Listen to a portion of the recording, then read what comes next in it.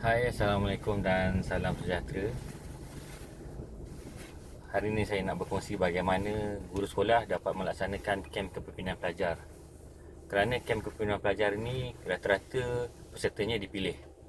Kemungkinan pesertanya dari kalangan ketua kelas, ketua darjah, pengawas, pengawas pusat sumber ataupun pembimbing rakan sebaya.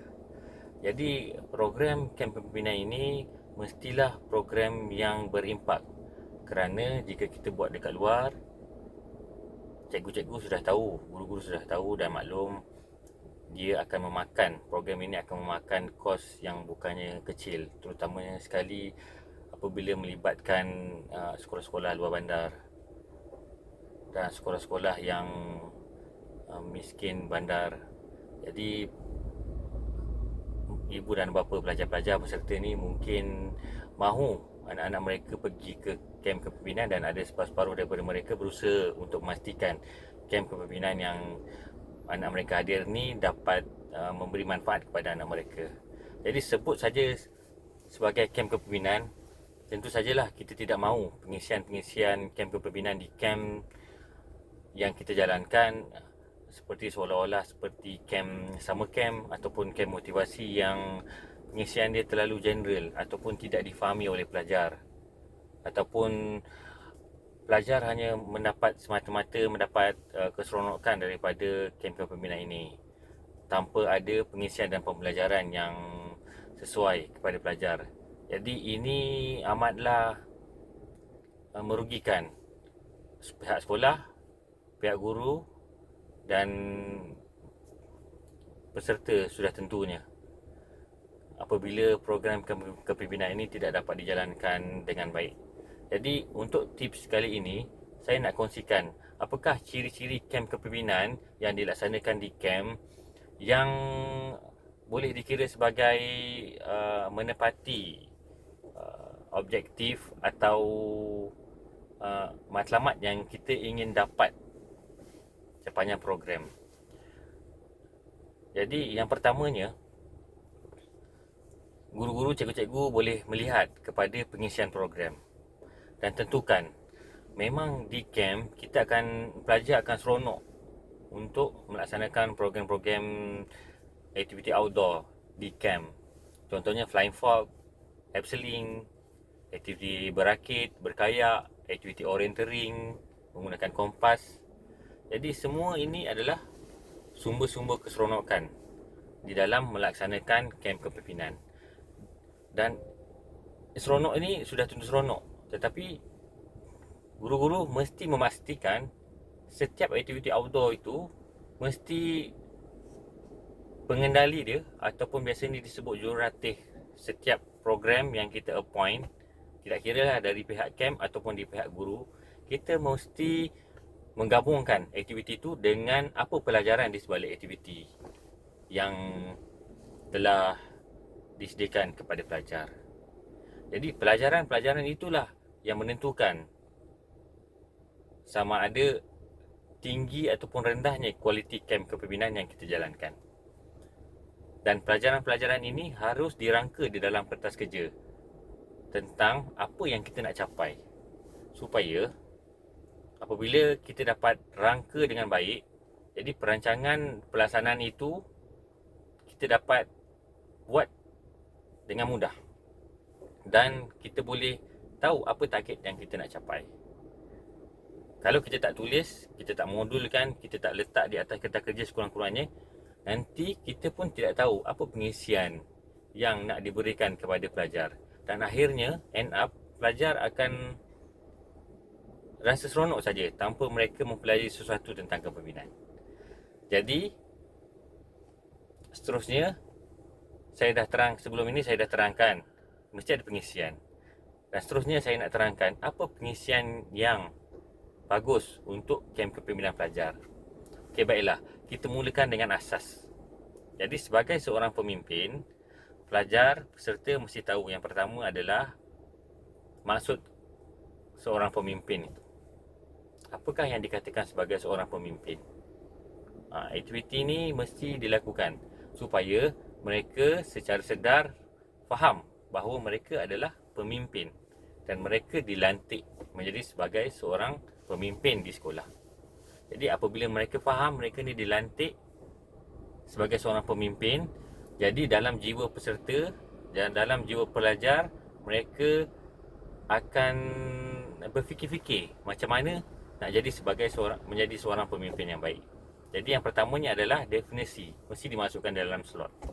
Dan slot itu mestilah di slot yang awal. Kebiasaannya, definisi ini kita letak di dalam activity mind setting. Jadi, pengurusan program yang baik,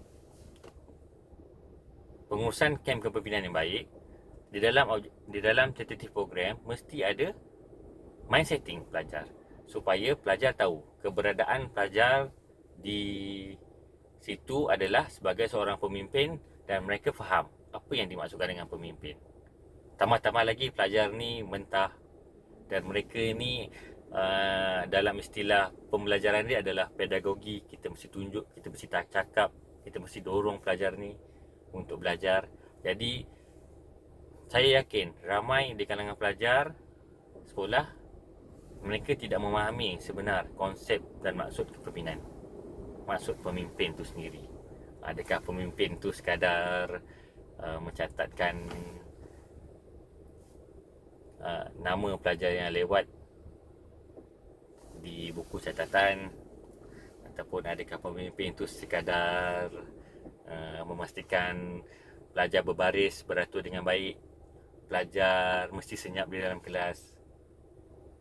Yang tu kita nak mahamkan pelajar ni, dia sebenarnya lebih lagi untuk pelajar ni sebagai role model. Jadi lepas pelajar diterangkan yang pertama definisi kepimpinan itu, yang kedua kita terangkan dalam modul aktiviti yang kedua, kita mesti terangkan sikap-sikap kepimpinan, sikap-sikap seorang pemimpin. Jadi kita gariskan lah. Memang banyak kalau kita nak listkan apa sifat seorang pemimpin. Cukup kita dapatkan mungkin 5 saja untuk setiap slot. Satu slot ada satu sikap yang mesti pelajar faham. Contohnya sebagai seorang pemimpin mesti kerjasama. Okey, kerjasama ni di aktiviti mana yang sesuai? Di aktiviti berakit.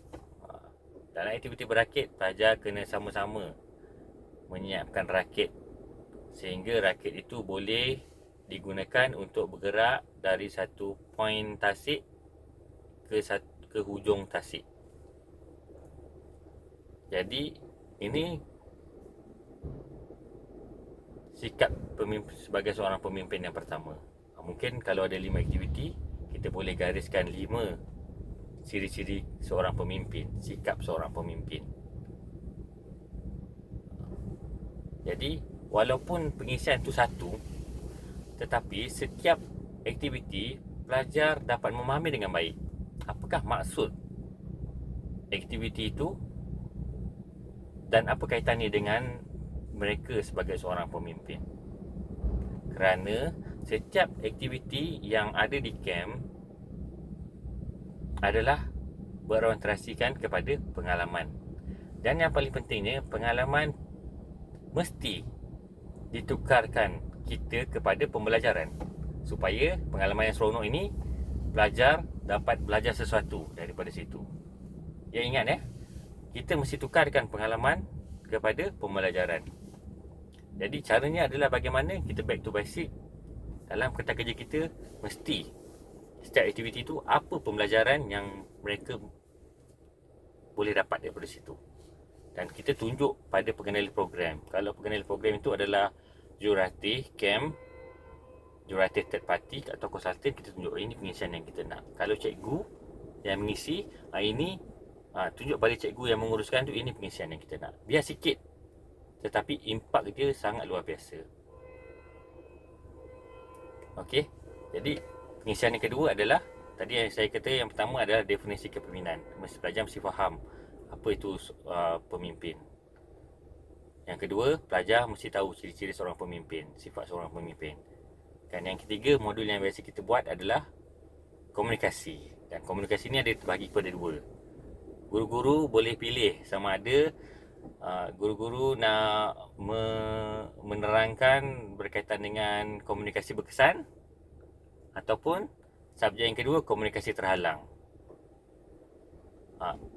Jadi 3 topik ini saja cukup untuk kita huraikan secara sedalam-dalamnya supaya pelajar-pelajar sekolah tahu bagaimana menjadi seorang pemimpin yang baik. Jadi bila kita ada merangka aktiviti ini di atas kertas kerja, kita akan pastikan bahawa pembelajaran peserta ini sesuai dengan umur dia. Contohnya kita tak merangka ke kertas kerja ni, boleh jadi jurulatih menerangkan bagaimana untuk menjadi seorang pemimpin yang holistik, pemimpin yang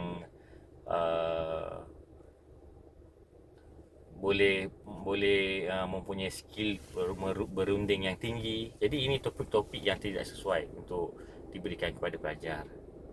Dan pentingnya kertas kerja ini yang kita buat untuk menjayakan program camp kepimpinan ini adalah supaya pengisian itu adalah bersesuaian dengan mereka. Okay, yang pertama tadi, pengisian ni adalah mereka dapat pengisian yang baik. Yang kedua adalah pengisian ini bersesuaian dengan mereka. Jadi setakat ini saya kongsikan bagaimana kita nak menjayakan program camp kepimpinan di camp. Dan saya berharap panduan ini dapat dijadikan manfaat kepada guru-guru supaya apa yang kita buat lebih memberi impak kepada pelajar. Terima kasih.